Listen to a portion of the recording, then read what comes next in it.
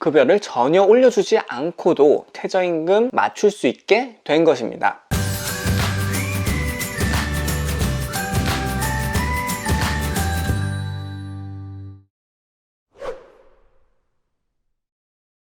안녕하세요, 논팽입니다.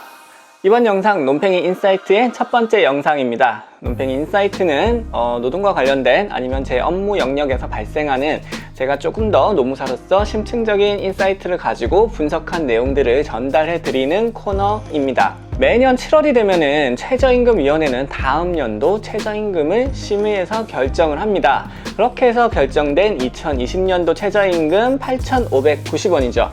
2019년도보다 단 240원, 인상률로 보면은 2.9%가 인상이 되어서 역대급 최저 인상률 중에 하나로 기록을 남기어서 최저임금의 대폭 인상을 바랬던 분들한테 충격과 경악을 금치 못하게 했던 기억이 생생합니다. 저도 그 중에 한 명이었고요. 그런데 2018년 6월 12일에 한 가지 중요한 법안이 통과가 되었습니다. 월 단위로 지급하는 정기 상여금 그리고 복리후생적 성격의 임금이 개정이 되면서 최저임금 산입 범위에 포함이 되도록 변경이 되었습니다. 이 두 가지의 기막힌 콜라보레이션으로 인해 가지고 2020년도의 실질적인 최저임금 인상률은 0%대가 될 수도 있다는 점 이번 영상에서 알려드리도록 하겠습니다. 자, 그럼 시작합니다. 2018년도 개정 법률에 담긴 정기 상여금과 복리후생비가 최저임금 산입이 어떻게 되는지 조금 더 자세히 설명드리도록 하겠습니다. 정기 상여금이라고 하면은 월 단위로 매월 동일하게 상여금이 찍혀 있는 경우, 그런 것들을 정기 상여금이라고 하죠. 보통의 경우에는 일반적인 회사에서 연애 기본급의 400%를 지급을 한다. 즉 연 단위를 기준으로 상여금을 기준을 정해놓고 그거를 월활로 지급을 하면은 그러한 상여금에 대해서는 최저임금에 포함이 되지 않는다라는 그 법 해석이 있었어요. 그런데 그 부분이 이제 이 법 개정을 통해 가지고 최저임금 산입 범위에 들어오게 된 거고요. 복리후생비는 10대 차량 유지비가 가장 대표적이겠죠. 네, 비과세 혜택을 넣어놓는 수당이지만은 복리후생적인 성격을 가지고 있다라고 해서 최저임금에 산입이 되지 않았는데 이 법 개정을 통해 가지고 최저임금의 범위에 포함이 되게 됩니다. 그런데 이게 전액이 다 들어오는 게 아니고 연도별 최저시급을 월급여로 환산을 해서 그 일정 비율을 초과하는 부분에 대해서만 최저임금에 포함시키도록 정하고 있습니다. 표에서 보시는 것처럼 정기 상여금은 2019년도에 25% 초과분을 시작으로 해서 매년 5%씩 그 산입 범위를 넓혀가지고 2024년이 되면은 전액 산입이 되도록 되어 있고요. 복리후생비는 2019년도에는 7% 초과분, 2020년도에는 5% 초과분을 마찬가지로 그 비율이 점점 줄어들어가지고 2024년이 되면은 전액 최저임금에 산입되도록 되어 있습니다. 복리후생비를 기준으로 조금 더 상세하게 설명을 드리도록 하겠습니다. 그래서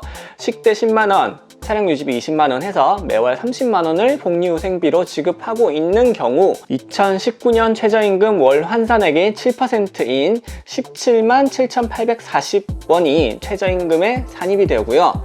그 다음에 2020년에는 최저임금이 상승했지만 그 산입 범위가 5%로 다시 줄어들었어요.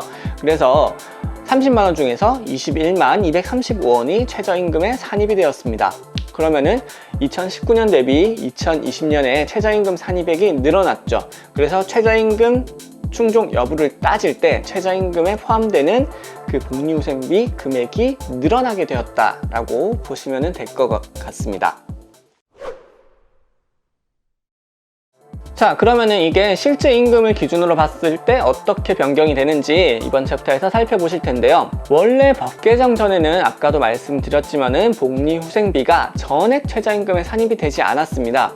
그래서 2018년도부터 임금이 어떻게 변화가 되는지 한번 살펴보도록 하겠습니다. 2018년도에는 최저임금 기준으로 기본급을 받고 복리후생비가 30만원을 추가로 더 받는 근로자가 있었습니다. 그런데 이 복리후생비 30만원은 전혀 최저임금에 산입되지 않기 때문에 2019년이 되었어도 최저임금 인상분만큼 기본급을 그대로 인상을 해줘야 되죠. 즉 복리후생비와 별개로 최저임금 인상분만큼 기본급을 전액 인상을 했어야 했고, 그에 따라서 발생한 임금 인상 효과는 모두 근로자들한테 돌아갔던 겁니다.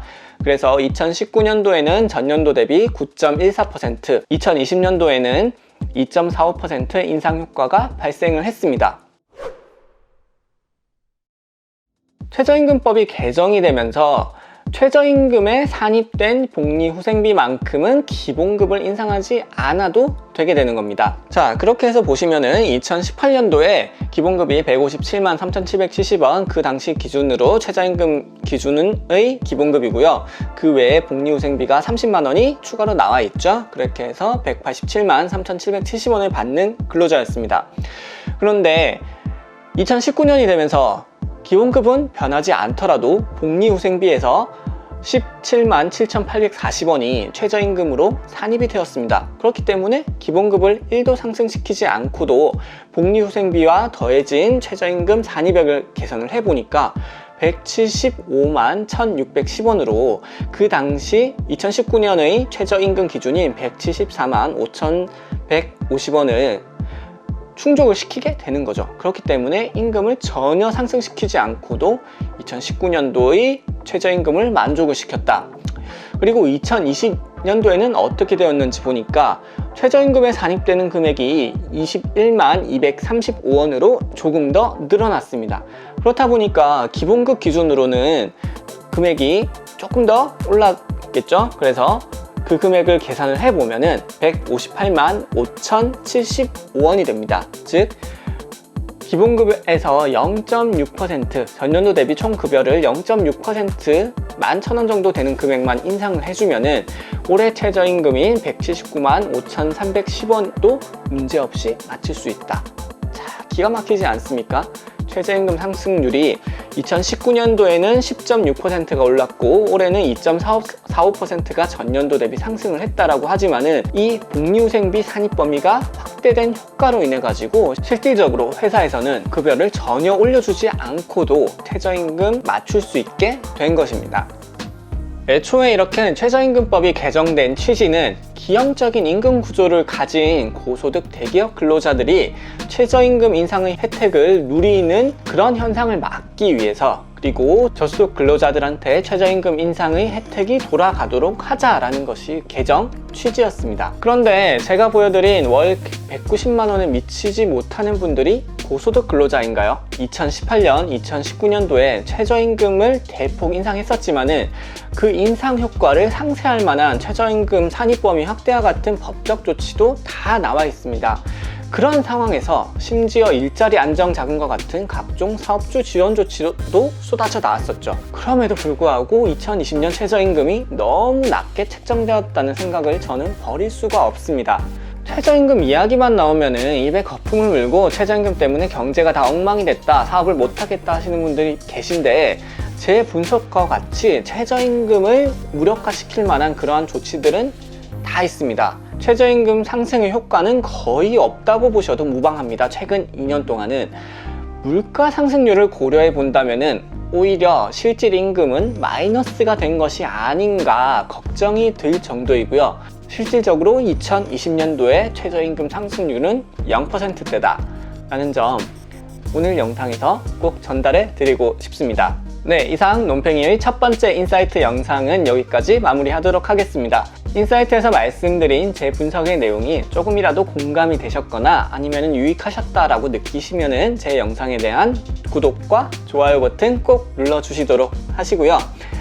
궁금하신 사항들 아니면 반대 의견 있으면은 댓글로 남겨주시면은 제가 답변 드리도록 하겠습니다.